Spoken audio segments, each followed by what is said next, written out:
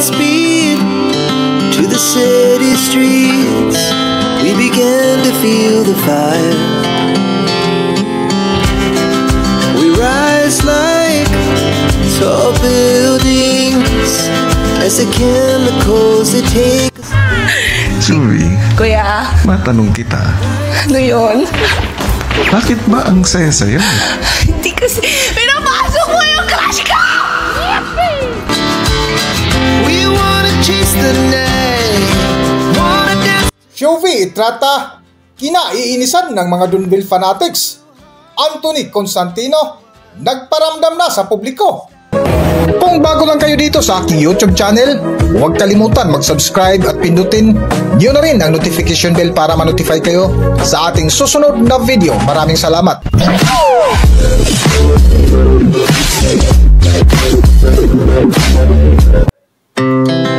Our hearts beat to the city. Kung matatandaan, higit kumulang isang buwan na ang lumipas, ay nag-viral ang video ni Shovie habang kausap niya sa confession room si Big Brother, kung saan inusisa ito tungkol sa naging celebrity house guest na si Donnie. Pangilinan na inamin nga ng dalaga na si Donnie ang kanyang celebrity crush dahil kuhang-kuha nito ang hinahanap sa isang lalaki na TDH. Nang ibig sabihin ay tall, dark and handsome at may substance pa kapag nakikipag-communicate ang gwapitong aktor. Hello po, kuya. Suri, may pupuntahan ka ba? Ha? Para bang ganun? Grabe. Sobrang ganda ko ba nga? Grabe ka, kuya. Hindi mo na lang natatanong, pero ganito talaga ako, kuya.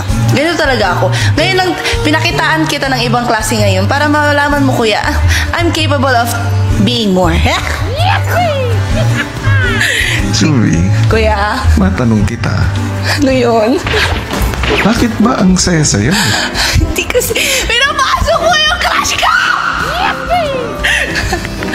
Kuya, alam mo ba?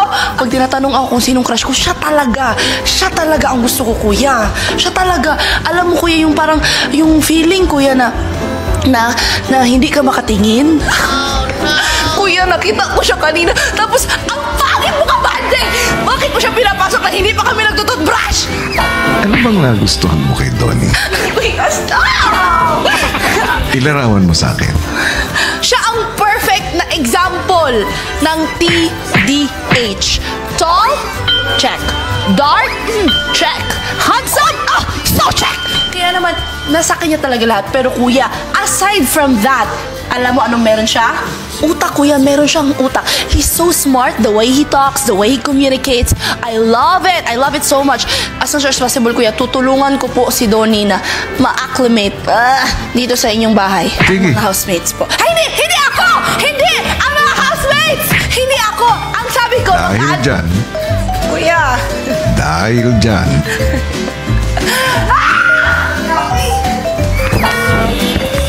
mayroon kang task. Ano? Suri, Kuya, sorry. mula sa sandaling lumabas ka ng confession room, kailangan tabihan mo lang si Donnie. Hindi ko kaya talaga. Hindi ko nga makalapit ng 3 meters, kuya. Pwede unti-unti, kuya. 3 meters muna. Papauwiin ko na siya. Ay, sige. Tara na. Bye. Peace.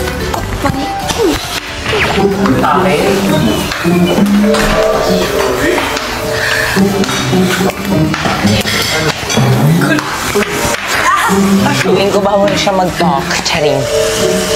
So, you do a lot of stuff there. Ay, kumusta? Kumusta ang ano mo dyan? Hindi. Mag-breakfast ka ba? Itlog niya. Saan yung itlog niya? Tapos na. Nabigyan na. Naman. Anong gusto mong kainin? Baka chips. Chips. Bigyan. Ikaw, hindi ka pa kumakain. Hindi, busog na ako. Hindi, mag-usap lang kayo, Donnie, please. Parte ka ng conversation dapat. Okay, ito nga. Ito na nga. Sabi ni ako dito.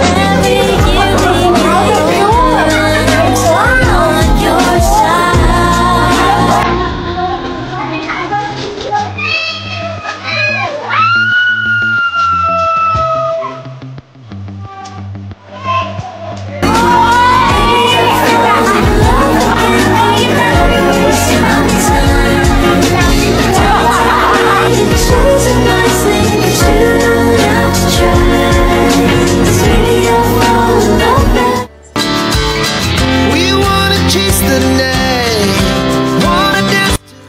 Ngunit sa kabila ng kanyang ginawa ay may mga fans ng Don Bell ang hindi nagugustuhan sa pagiging vocal ni Showbiz sa pagkagusto sa binata. Ngunit kalaunan ay napag-alaman nila na may naiwan itong manliligaw sa outside world. At ito nga ang Filipino-American model at kapwa sparkle artist na si Anthony Constantino.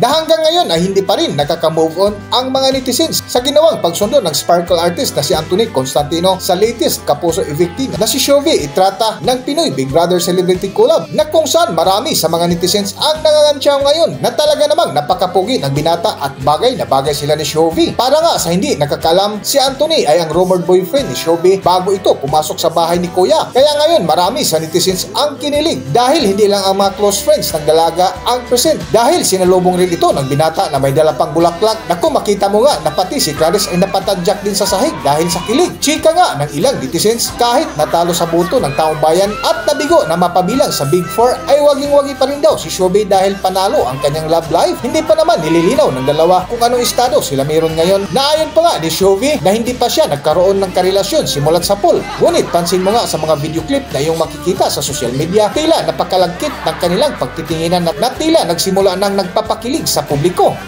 Para sa buong kwento, narito ating panorin ang highlights ng video. Kung tinapakan ko ilapin mo.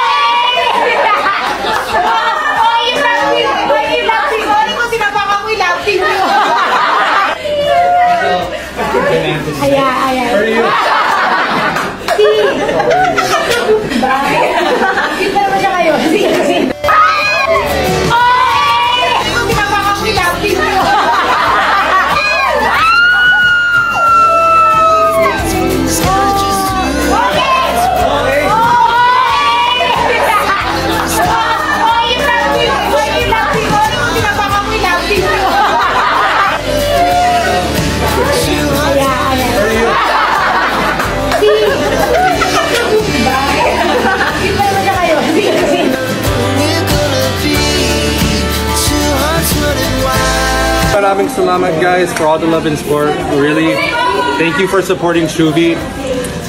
Mahal kita.